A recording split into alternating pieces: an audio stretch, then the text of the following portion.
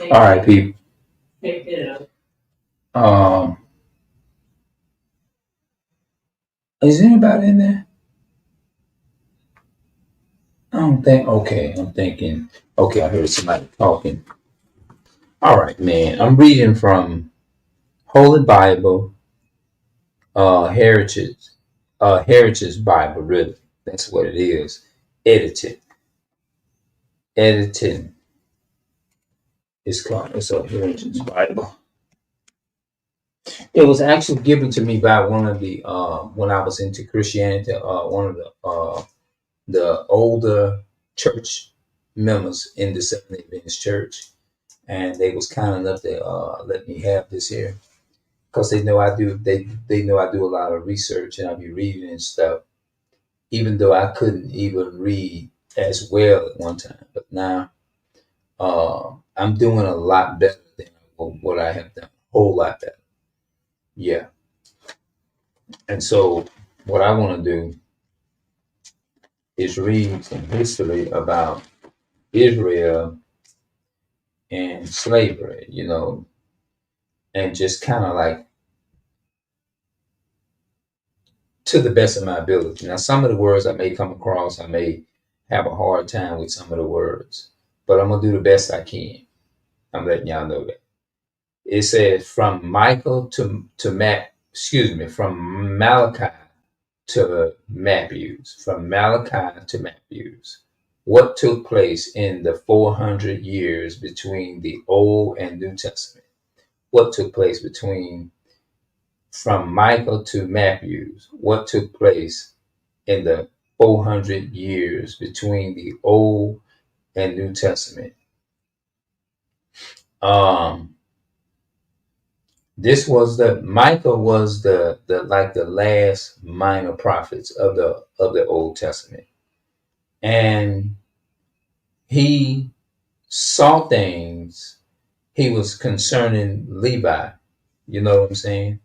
What took place was God was dealing with that prophet. You know what I'm saying? He was dealing with him about warning Israel and telling them about their treacherous ways and stuff. That's what he was doing.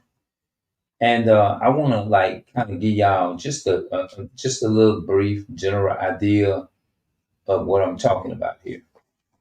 We're gonna go to Malachi. And I'm gonna try my best.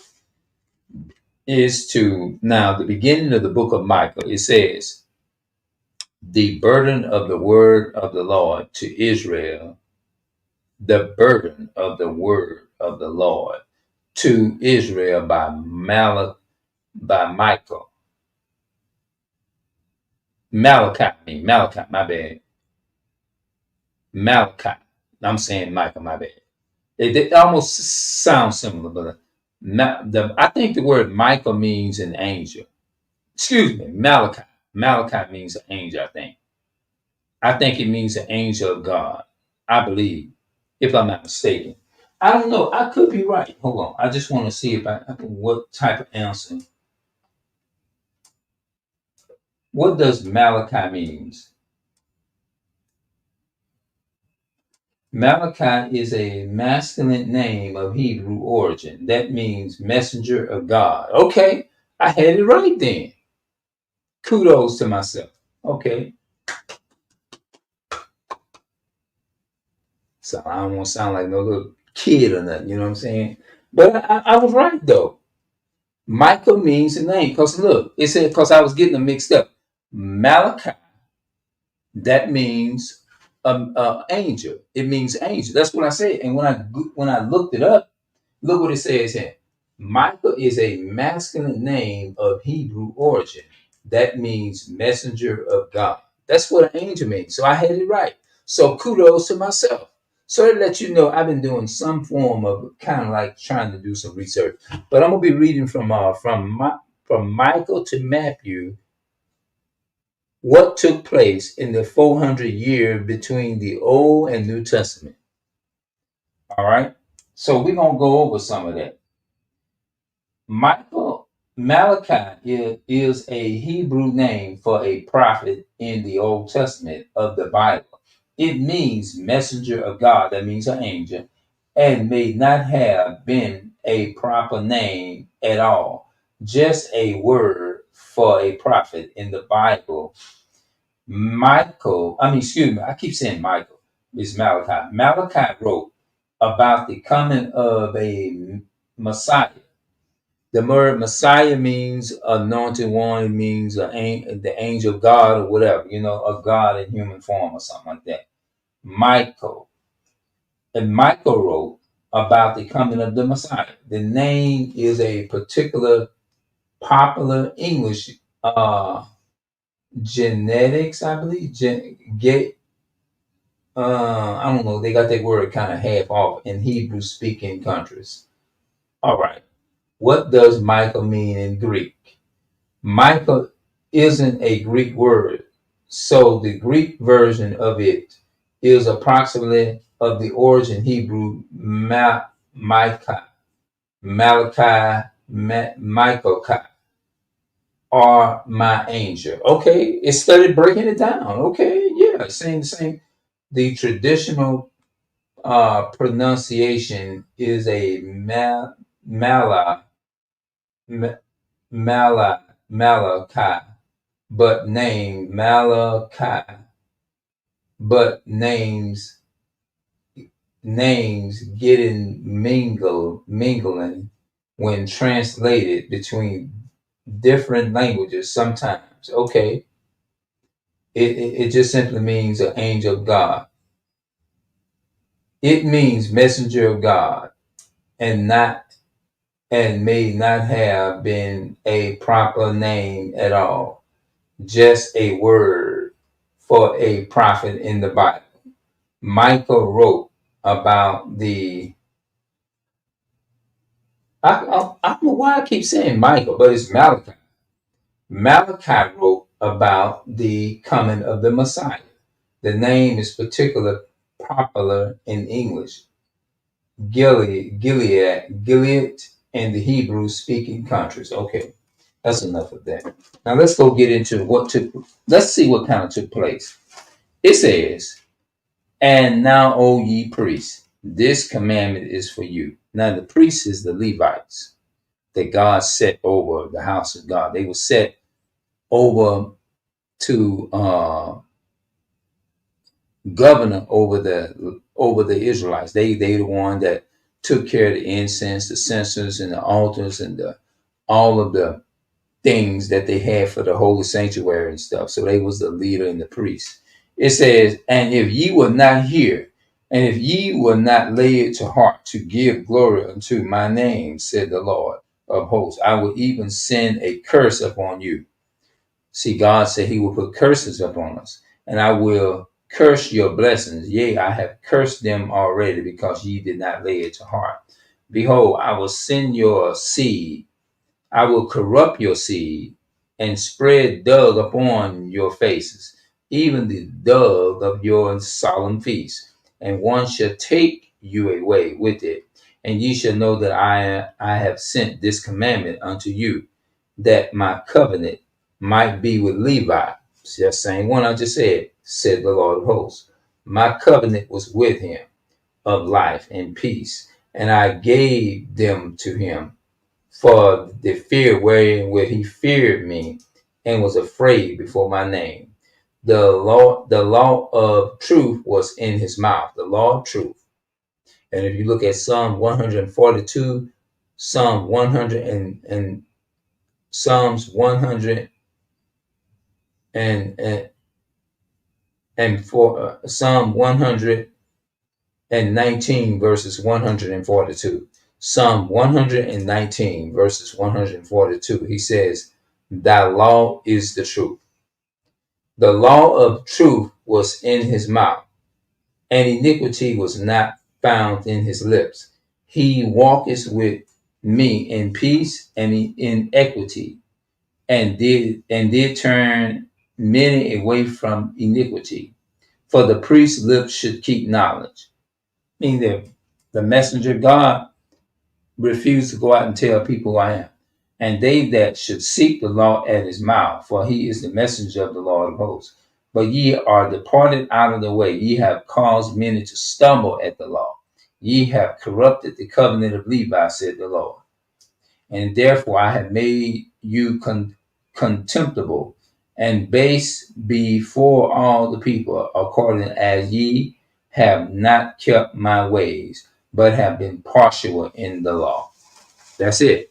You've been partial. So these people, and you have a lot of people, these ministers are doing that too, online. All right. Let me put my glasses on for this reading. All right. Make the words look a lot easier. It says, from Malachi to Micah, what took place in the 400 years between the Old and New Testament. As a kingdom, Israel achieved its goal age in the latter part of the reign of David, and 40 years that Solomon set upon the combating throne. That thus flourishing period of nearly a century was due to the fact that powerful neighbors in the valley of Tigris and Euphrates rivers to the north and east, and another potent neighbors on the Nile to the south were so employed that the land of Israel were undisturbed. Also, even though it may have force, there was sufficient loyalty during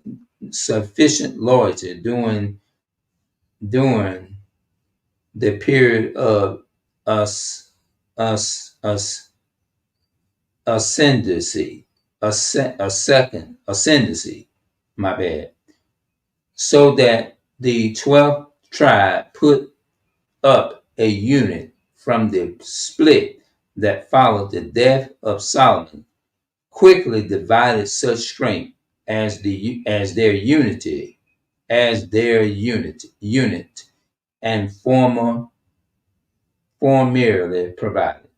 Secretly, 2.5 centuries later, in 772 BC, and that means before Christ.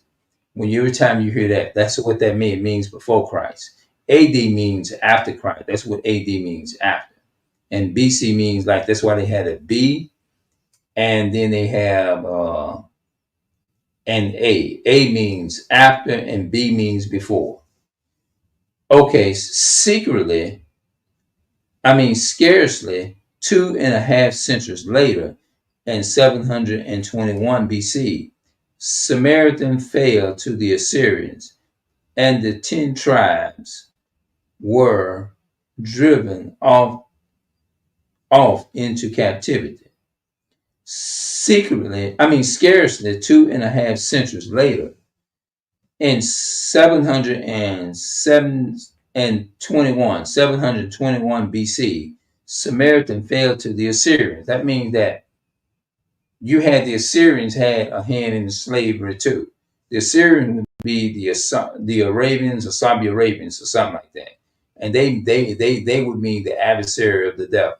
The Assyrian, that's why they call it the Assyrian, because that means the adversary of the devil. You see what I'm saying? Scarcely 2.5 centuries later, 721 BC, the Samaritans fell to the Assyrians, and the 10 tribes were driven off into captivity. That means they went off into slavery. So every time you hear that word, that's talking about slavery. And obvious, less than another century and a half. A century, 1 century is 50 years. 2 centuries is 100 years. 50 plus 50 is 100 years. 50 plus a 50 is 100 years. And elapsed when the Babylonians, in 2 successful sucking of Jerusalem, less than another century and a half, and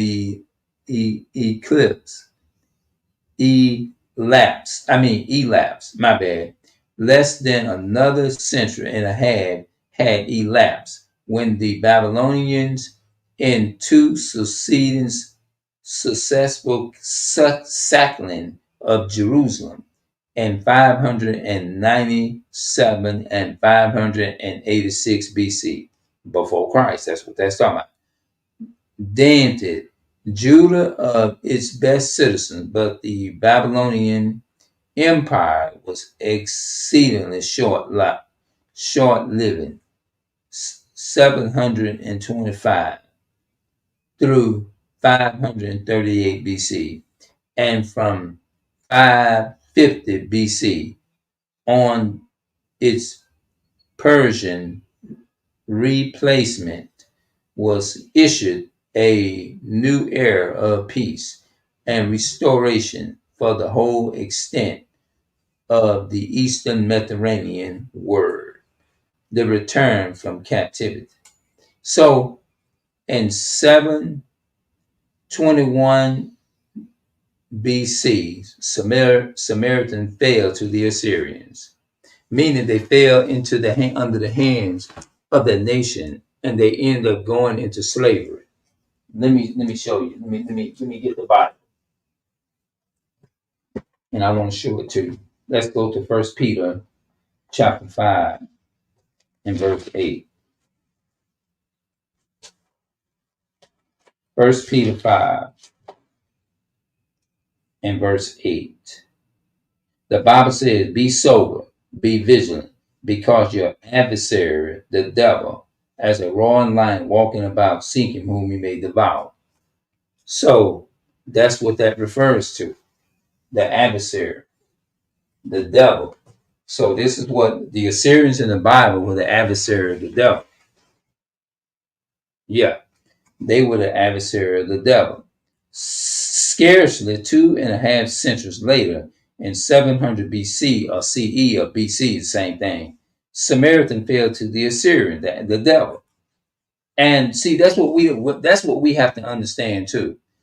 When the Bible talks about the devil, is actually talking about nations of people that rule this planet and took the Black, Hispanic, and Native Americans into slavery.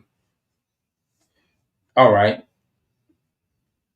The 10 tribes were driven off into captivity. That means that slavery. That's what that means.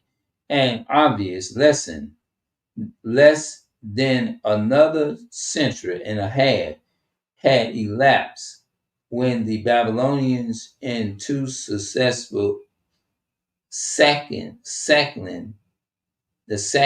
of Jerusalem, 597 and 586 BC, dented Judah of its best citizen, but the Babylonian Empire was exceedingly short-lived,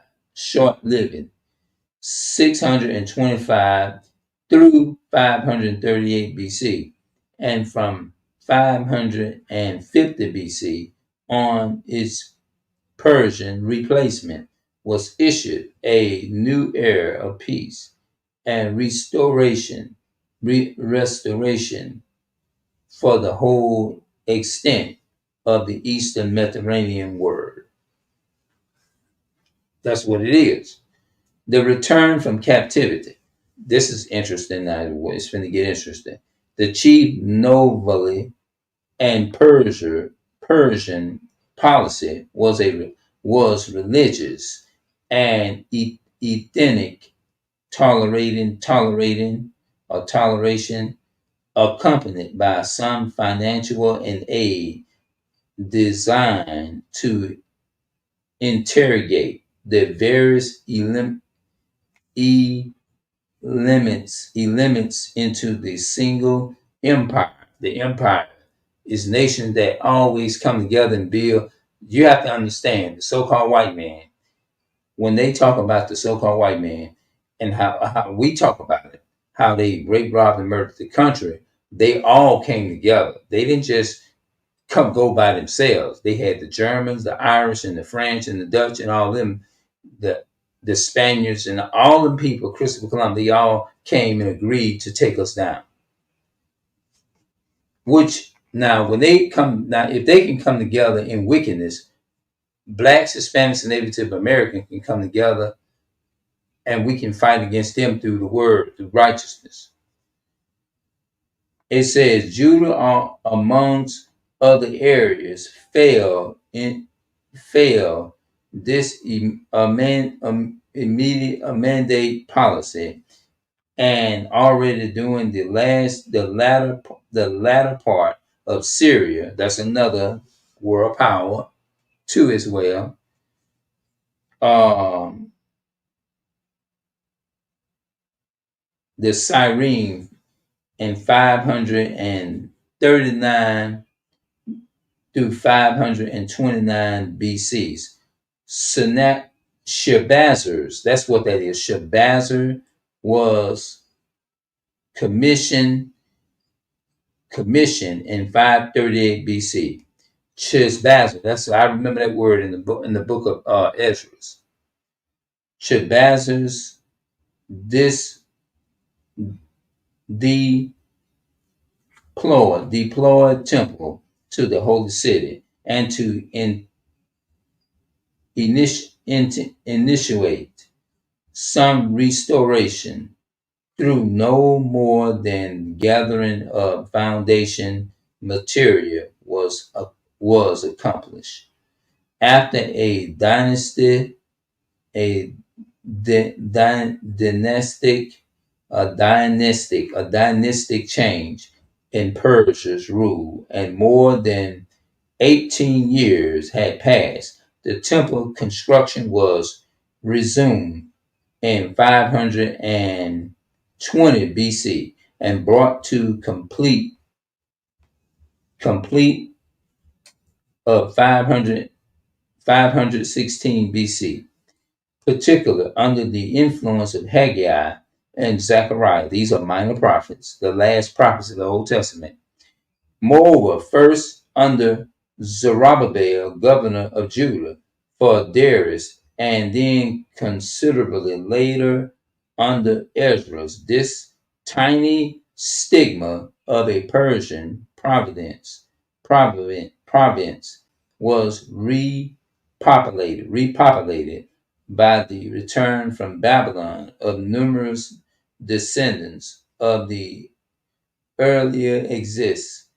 Furthermore, in the mid 5th century BC, against jealousy, opposition, the city of Jerusalem was slaughtered by the labors of Nehemiah and repaired its devastating walls.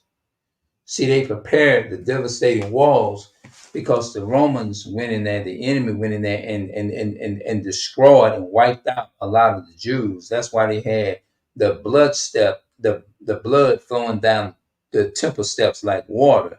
That's why it's called the day of the slaughter of Nicanor. You see what I'm saying? While the Old Testament itself can serve as the main source for the honesty of Palestine, the Palestinians and the Israeli people, they fighting over that holy land, Jerusalem, over there. You know what I mean? And that land, Israel is not back in that land over there. And them people call themselves the real Jews, but those people are not. They don't fit the prophecy of being the Jews. So that doesn't qualify them being the real Jews. The real Jews are going through something and they're suffering. Our people suffering over here in America. You see what I'm saying?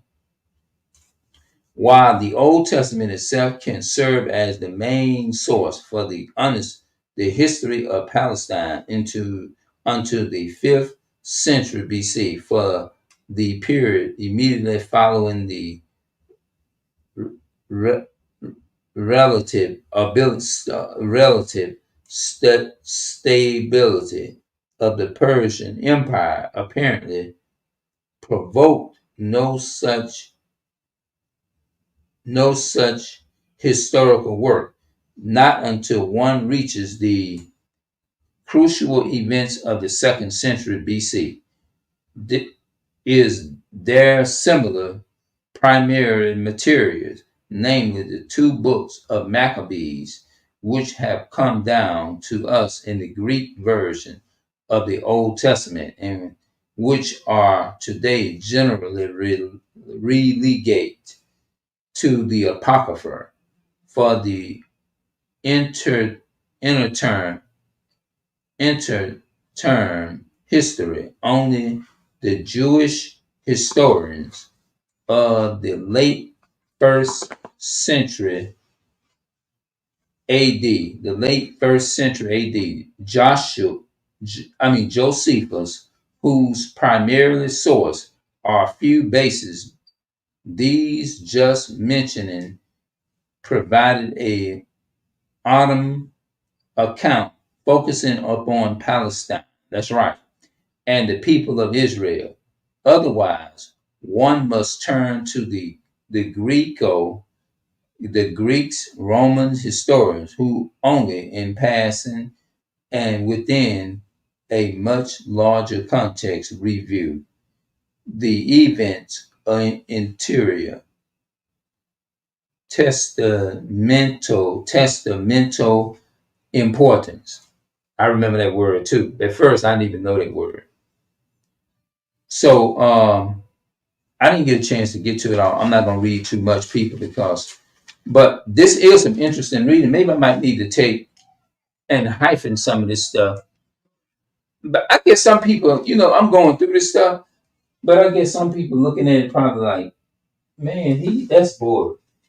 But see, a lot of people want to hear confusion and all that kind of stuff. They want to hear you speak drama. They don't want to hear you try to open up people's eyes and stuff like that. They don't. So the title of this video is called From Malachi to Matthew, New Testament, Old and New. From Malachi to Matthew, New Testament, Old and New.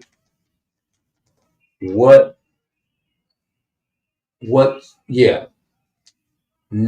From Matthew to from Malachi to Matthew, New Testament, Old and New. I'm just going to put a page through that so it'll be easy for me to be able to find what I'm looking for, So I didn't even think I was going to do as good as I did. Hopefully I did pretty good with the reading. I was reading from this here.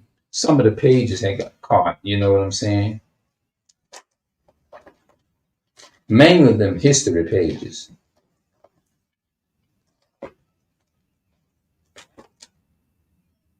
Booker T. Washington, editor. These are all black people in here, man. It says, let's see if I can read this here. Born in 1856 at Hales Ford, Fifth, and educated in Hampton Institute and Wayland Seminary.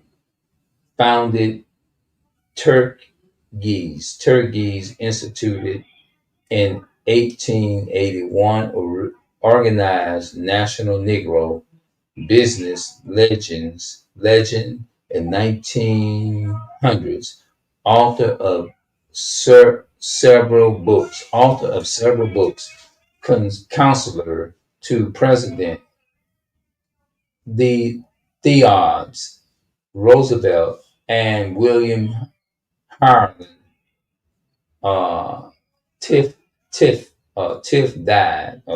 Tiffany died, whatever, in 1915. No man's life is really complete until he owns a Bible. No man's life is really complete until he owns a Bible. That is part of himself. One of the most valuable lessons I ever learned at this Hampton institution, was the value of the Bible. This was a black man, a Negro, bro, saying this. For the first time in my life, I had put my hands a copy of that book, which I could call my own. And ever since I have passed that Bible, no matter how busy I may be, and no matter how responsibilities crowd upon me, I never have let a day pass without taking my Bible and reading a chapter or at least a few verses. It is valuable from an historical and literate, literary point of view. It is more valuable for a spiritual point of view. That's what this man said. That's the real talk. That's right. This was a history book, man.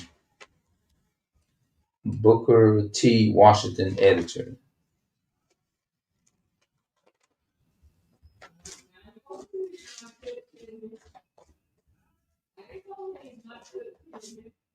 And you know what, man? The Bible is supposed to value. Okay, let's look at this. And this must be talking about the Tower of Babel. Yeah, it is. Matter of fact, this is probably talking about the Tower of Babel, bro. Yeah. Nimrod, the empire builder. In the great plain of Shinar in Mesopotamia, watered by by Euphrates and Tigris rivers, there arose one of the earth's earliest civilizations, even to the day archaeological and anthropologists are amazing at the culture and skill that was evidenced by those bygone peoples. In the midst of the tables of nations, Genesis 10 took details how various nations and race may trace their roots back to to the sons of Noah. In the midst of the table of nation, Genesis chapter 10 took which details how various nations and races may trace their roots back to the sons of Noah. There is single singing out one individual, singling out one individual. He was Nimrod, a descendant of Cush. Yeah, that means he's an Ethiopian who also founded the race known as Ethiopians by the ancient Greeks.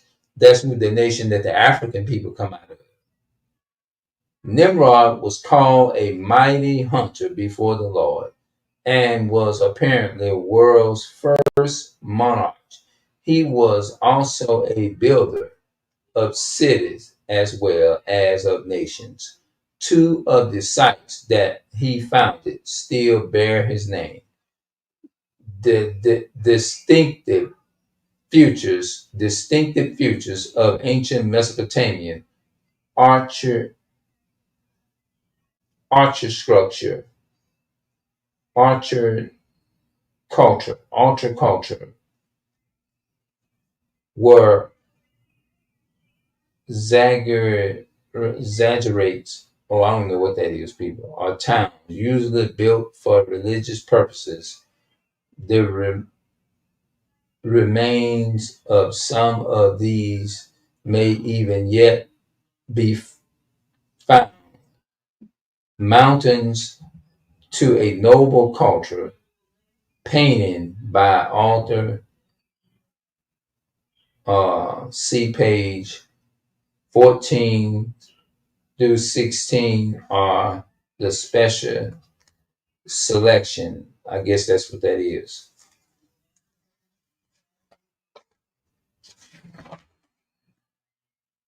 Moses and Hesh. I don't know what that is, but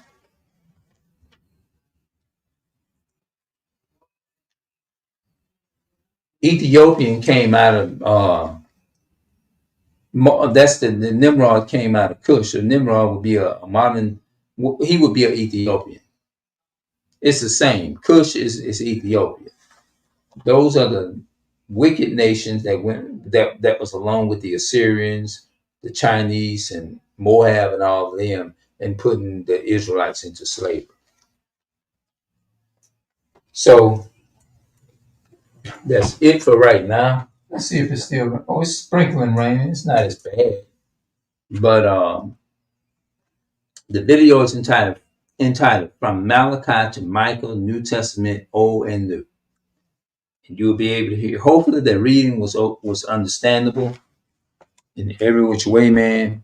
Hopefully, y'all can understand that. And I'm gonna go back and try to look at the video myself and check it out myself and see how it sounds and the way I was trying to explain and break it down.